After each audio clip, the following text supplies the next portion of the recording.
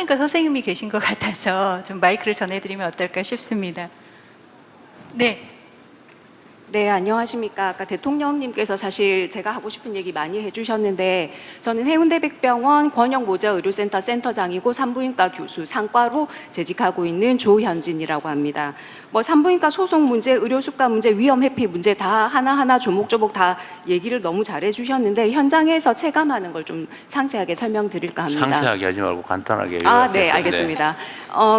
저희 상과는 사실 그 교수가 적어도 한 4명은 있어야지 최소한으로 돌아갑니다. 왜냐하면 외래를 봐야 되고 수술을 해야 되고 전원 오는 환자를 봐야 되고 그 중환자실에 이제 고위험 산모실에 입원해 있는 환자를 봐야 되기 때문에 그렇죠. 그래서 낮에 최소한 3명이 근무를 하고 밤에 1명이 당직을 서고 주말에 1명이 당직을 선다고 계산을 하면 일주일에 228시간이 나오고 이걸 4명이 권역모자의료센터 기준이 4인이기 때문에 4명이서 일을 하면 57시간이 되는데 저희 해운대백병원에는 상과 전문의가 2명이 있습니다. 일주일에 산술적으로 114시간을 근무를 하고 있고 일주일이 168시간이거든요. 근데 이게 딱 시간을 정해서 하는 게 아니라 저희는 밤에도 산모 오면 나가고 지금도 갑자기 이상하다 그러면 뛰어나가야 되고 하기 때문에 그냥 뭐 일상이 없다고 생각하시면 되겠습니다. 산술적으로는 114시간이지만 그래서 저희 졸업하는 전공의들한테 저희가 인력을 구하기 위해서 많이 애를 쓰지만 전공의들이 하고자 하지 않습니다. 첫째는 너무 무서워요. 둘째는 저는 교수님처럼은 못 살아요. 가 그들이 하는 얘기고 그분들한테 제가 적극적으로 권유하거나 막 이렇게 적극적으로 하지 못하는 이유는 저희가 그 모자의료 진료협력시범사업의 대표병원으로 일을 하면서 환자가 많이 늘었습니다. 한 1.8배 정도 늘었거든요. 그래서 고위험 산모실도 지금 150% 확장했고 신생아 중환자실도 확장 공사 중에 있는데 환자가 1.8배 늘어서 적자가 1.8배 늘었습니다. 그래서 제가 하면서도 이거 계속 이런 상황에 고민이 되는 가운데서 전공의들을 막 적극적으로 이 상과를 하자고 얘기할 수는 없는 상황이죠. 근데 물론 이제 그 수가 체계가 많이 개선이 되었는데 그 중에서 아쉬운 점은 분만 전 고위험 산모에 대한 수가가 너무 반영이 되지 않았습니다.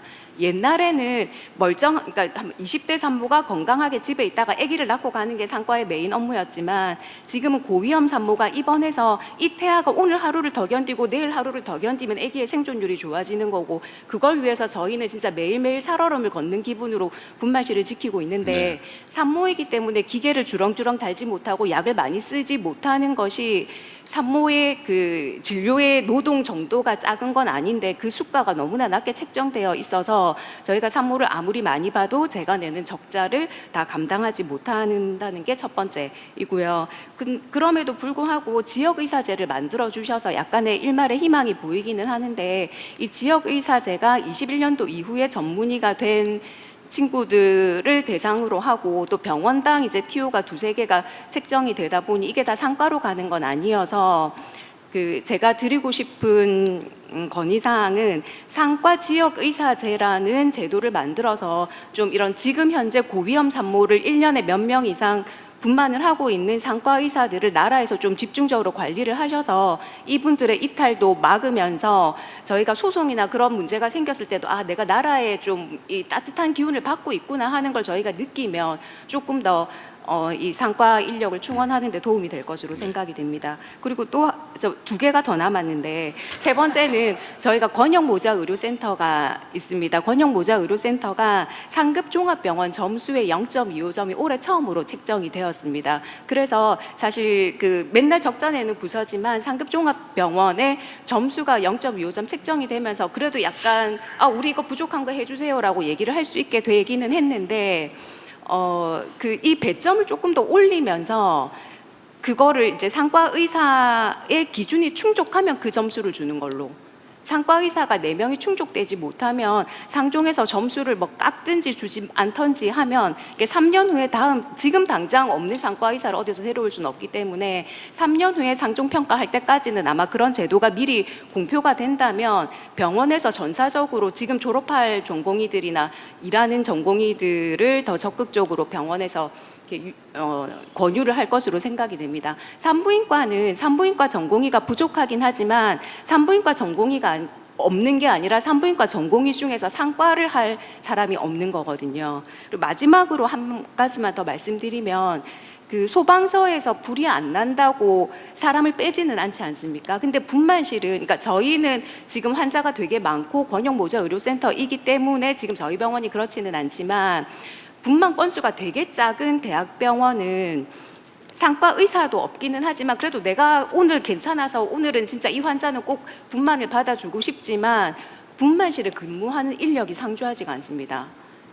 그래서 분만실에 적어도 상급 종합병원이나 국립대병원 혹은 대학병원의 분만실은 그 분만 건수가 한 달에 5건이건 10건이건 분만실이라는 간판을 달고 있을 때는 그 간호 근무를 하는 간호 인력 외에 저희가 응급 환자도 봐야 되고 수술도 해야 되고 분만도 해야 되는데 그러니까 전공의 역할을 할 수 있는 의료진 의사 보조 인력도 3교대로 항상 세팅이 되어 있는 것을 분만실이라는 간판을 걸고 있다면 그게 유지가 되어야 할 것으로 생각이 됩니다. 그렇게 총 4가지 말씀드렸습니다. 네. 교수님이 하고 싶은 얘기를 다 하려면 아마 혼자 해도 한 10시간을 할 수 있을 것 같은데 들어주셔서 감사합니다. 뭐 다른 세부적인 건 나중에 다 검토해 보기로 하고요. 오늘 말씀 안 하셨더라도 메모해서 내주시면 그리고 혹시 이거 중계되고 있는데 뭐 온라인상으로 의견을 내는 것도 다 모아가지고 검토해 주면 좋을 것 같고요. 지금 사실 또 하나 문제는 그 위험 영역에 있는 의료진의 소위 사법 위험 문제인데 고소 고발당해가지고 처벌되지 않을까 이제 그 문제인데 그 전에 한번 제가 말씀드렸었는데 이게 예를 들면 민사 배상이 보장이 되고 예를 들면 이제 보험이 들어있다든지 합의가 됐다든지 그럴 경우에는 이제 교통사고 처리 특례법처럼 과실에 의한 경우는 형사 책임을 면제하는 그런 입법이 필요하다가 아마 의료계의 요구인 것 같은데 저는 그게 매우 타당한 요구라고 생각이 되거든요. 이게 뭐 악의를 가지고 일부러 그랬다면요, 그야 처벌해야 되겠지만 사람을 살리기 위해서 열심히 하다가 그 중에 일부가 뭐 아까 제가 말씀드렸는데 교과서 있는 대로 다 이렇게 못했을 경우에 어쨌든 과실로 평가되지만 그런 것까지 형사처벌을 하는 위험에 빠뜨리니까 난 그런 위험한 일을 안 할래. 그래서 아예 다 회피해서 더 큰 위험에 우리 국민들이 처하게 된다. 이건 약간 모순이거든요. 그건 혹시 어떻게 됐는지 그 형사처벌 면제 문제 합의가 되거나 아니면 배상이 무한으로 충분히 담보할 만큼의 책임 보험이 가입되어 있다면 과실에 대해서는 처벌하지 않는 입법을 해야 된다. 이 논의가 많았는데 진척이 어떻게 됐어요? 현재 상반기에 의료분쟁 조정법이 개정이 됐습니다. 그래서 주요 내용은 민사에 대한 거는 의료기관이 책임보험을 의무적으로 들게 하고요. 그다음에 고위험 분야는 정부가 보험료를 지원을 해서 고액 배상 한 18억 정도까지는 민사 하게 해서 배상은 민사는 그렇게 해결을 하고요.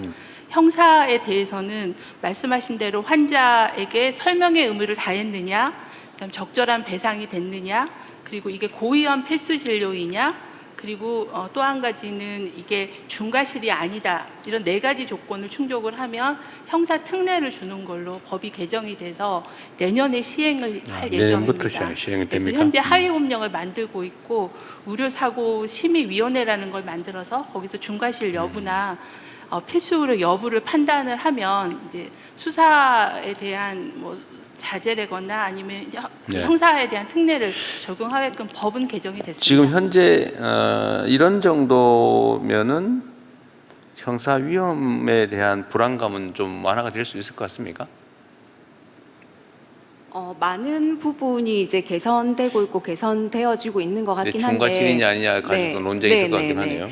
근데 이게 배상액이 18억 그게 되고 나서 이 소송 자체가 18억부터 시작하게 되었다는 뭐 그런 후기도 듣기는 합니다. 네, 저희가 그거야 배상액을 뭐, 올리면 좀 그건 금액이 법원이 판결하는 올라가는 거니까 그렇게 네. 되기는 어렵고요. 그건 뭐 실제로 계산을 해서 실질 손해가 그 정도 되면 의미가 있겠지만 그 넘겨 소송한다고 많이 청구한다고 많이 배상 명령하는 게 아니기 때문에 그거는 그냥 낭설인 것 같고요. 어쨌든 알겠습니다. 또 다른 분들 의견도 들어봐야 되니까요. 네, 필수료 쪽에서 아무래도 많은 분들께서 손을